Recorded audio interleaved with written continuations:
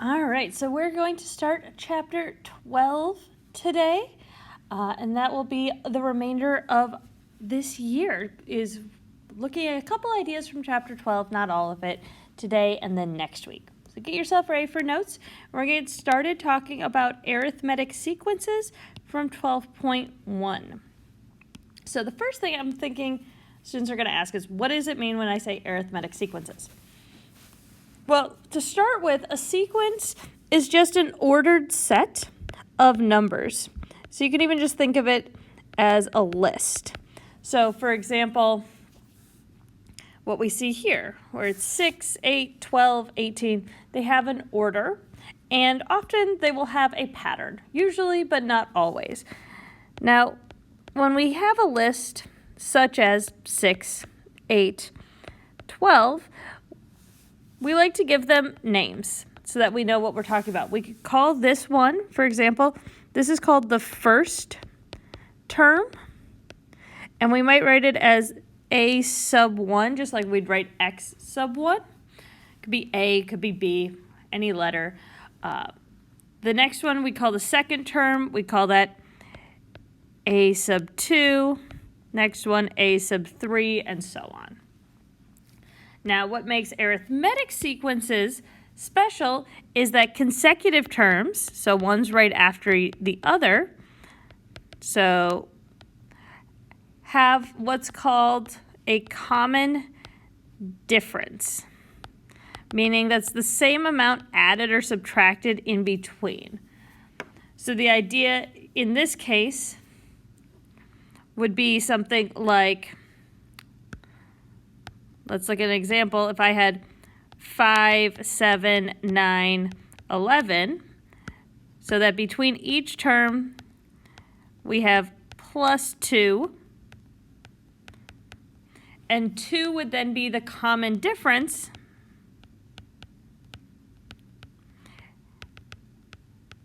that we can determine for each problem. So, if I'm looking at number 1, A and B, determine if the following sequences are arithmetic. If they are, find the common difference.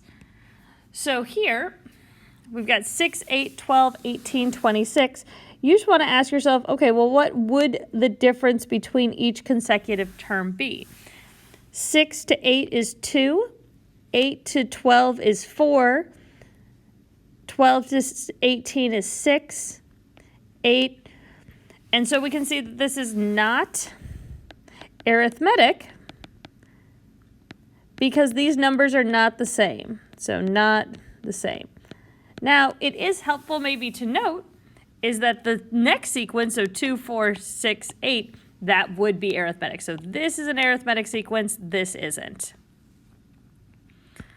Now, as I said, it could be added or subtracted. So here we're going 13 to 8, that's minus 5. Minus 5, 8 to 3. 3 minus 5 is negative 2. So these are all the same. So that means that it is arithmetic. And the common difference is negative 5. Now, things that are helpful about arithmetic sequences is that you can actually use them as a function, use them as a graph like we've been looking at in chapter 11. So the function of an arithmetic series, there's going to be a more complicated function and a more familiar function. So the complicated function is the idea that the nth term is what we call it, or the next term, is equal to the first term, A sub 1, plus D, which is the common difference. So this would be the next term. So this would be the first term. D is the common difference. And then times n minus 1. So the n minus 1 is like how many times do you add on the common difference? So add it on once, twice, and so on. Now, what this can also be written as, this is the more complicated way. You will also sometimes see it written as the 0 term, and this is plus d times n. This is not written, so we don't write out the 0 term, but you can often deduce or solve for it. Now, what do I mean by that? If we look up here, A1 is 13, right? This is our first term here. The idea that A0 would be whatever happened before 13. So, and it still has the minus 5. So if I want to figure out what would be here, my A sub 0 would be 13 plus 5, which in this case would be 18. So you can often figure out what this term would be. And this is actually just another line. This is you can treat this as y-intercept, and you can treat this as a slope for graphing. So given the sequence, f of x is equal to 3x minus 2, write out the first 3 terms in a table and graph. So x1 would be the first term, right? This is going to be the first term, the second, and the third. And so we can just plug that into the function. We have 3 times 1 minus 2, 3 times 2 minus 2, and 3 times 3 minus 2. So then the sequence, 3 times 1 minus 2 is 1. 3 times 2 minus 2 is 6 minus 2, which is 4. And then 9 minus 2, which is 7. So that's our sequence. 1, 4, 7 are the first 3 terms. And in our graph, we can use slope-intercept form.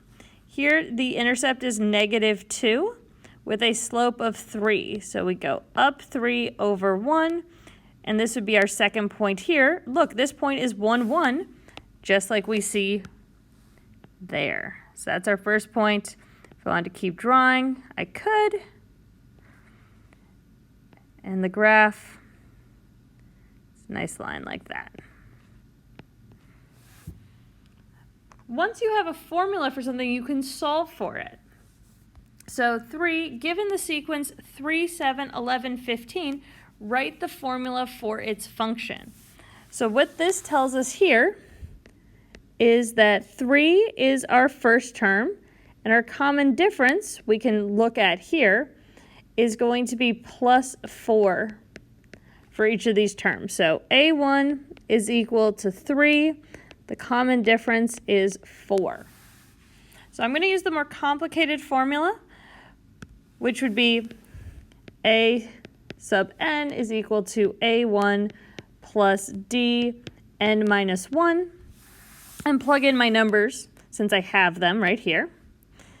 So the function, I'm going to not introduce that quite yet, is equal to A1, which is 3, plus 4 times n minus 1. We can simplify this with distribution. So distribute the 4, and I get 3 plus 4n minus 4. The 3 and the negative 4 combine, since they are like terms. So the function is a sub n is equal to 4n minus 1, because 3 minus 4 is negative 1. That would be our function. If I wanted to write it in terms of a function of x, all you need to do is change the variable. So you might see both of these as functions of that sequence. Given the sequence above, find its 13th term. So what this just means here is that n, or x, is equal to 13. Oh, 30th, not 13th, 30th. I apologize, I misread that. So all we need to do is plug in 30 instead of list out all the numbers, which would take a very long time, though of course is possible. I'm going to use the function instead. So the 30th term would be 4 times 30 minus 1. One thing you'll notice here, this n always matches this n, like that. So n is 30 on both sides. That means that the 30th term is equal to 120 minus 1, which is 119. So this is why the functions are really helpful. You can just use the formula and work through it for the bigger numbers instead of trying to write out every single term in the sequence. If you have questions about arithmetic sequences, please get in touch, and I can't wait to hear from you.